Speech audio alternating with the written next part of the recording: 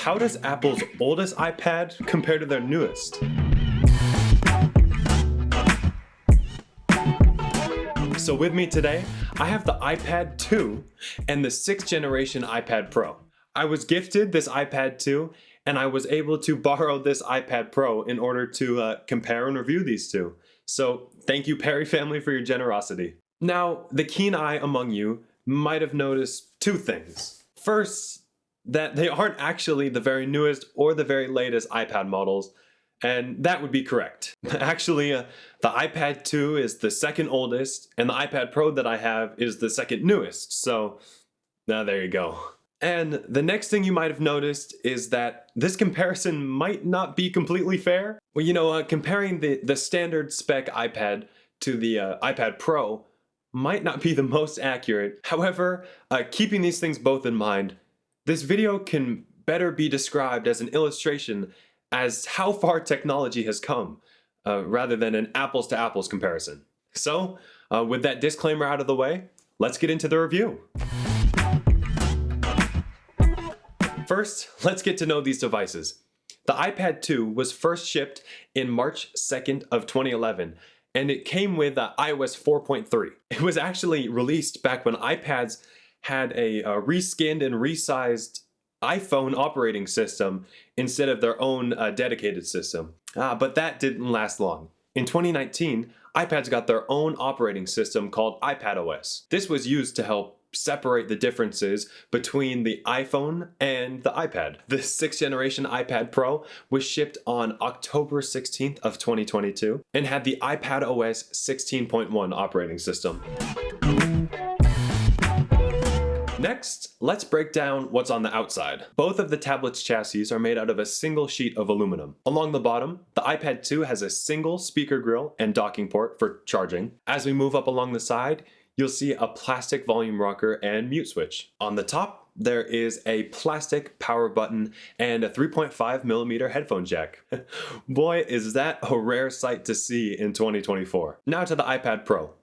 Along the bottom, you'll see two speaker grills and in between a Thunderbolt USB-C port. Along the sides, there are some metal volume buttons, but no mute switch. And finally, on the top, there is a power button and two more speaker grills.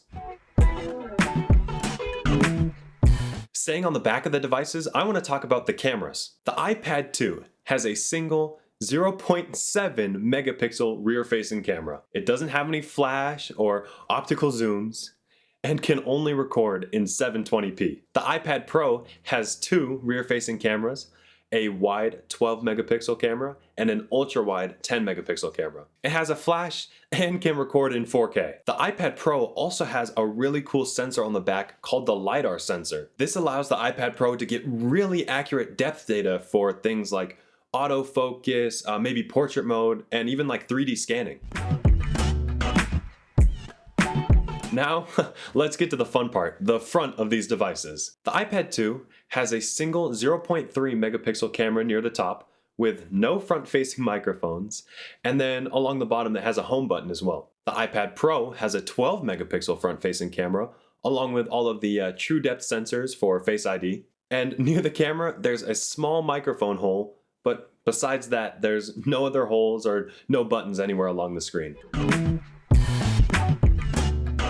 Okay, now I'm excited to talk about these displays. Up until now, not much has been too different between these two tablets, but I think that comparing the screens is going to change that. The iPad 2 has a display resolution of 1024 by 768 and uses an IPS panel. This means that while using the iPad 2, things like black images will appear more gray and colors will appear more washed out.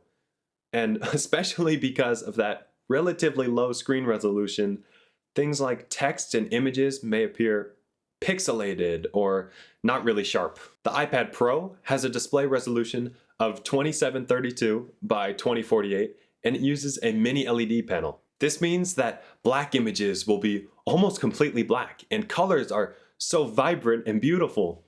And all images and text will be completely sharp with no pixelation to the naked eye. Also, the iPad Pro, unlike the iPad 2, has something that Apple calls ProMotion. This just means that the display has a variable refresh rate and can go anywhere up to 120 Hz.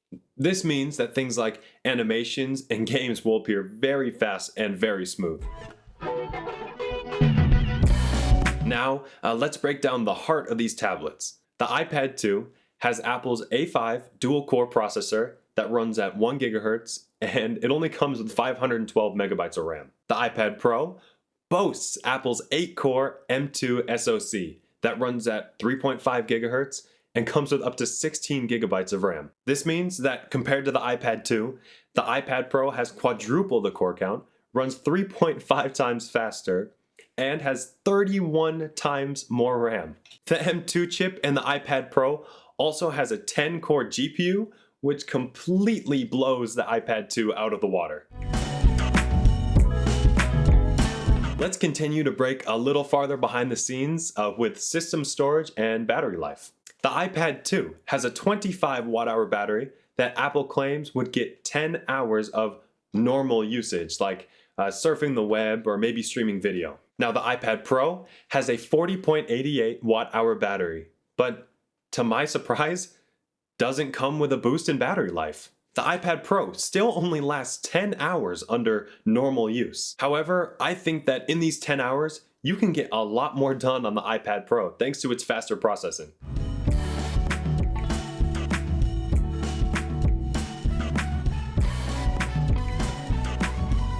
So that's my comparison of Apple's oldest iPad versus their newest. It's so inspiring to see how far technology has come in just 11 years. The advancements made in mobile processors, displays, cameras, build quality, and everything else evolved is so cool to see illustrated by these two tablets. But that's just what I think. If you like this comparison, feel free to leave a comment suggesting any oldest versus newest, or maybe any other products you'd like to see reviewed. And make sure you stay on the lookout. I have a tutorial for a budget gaming computer in the works. But until then, I'll see you guys later.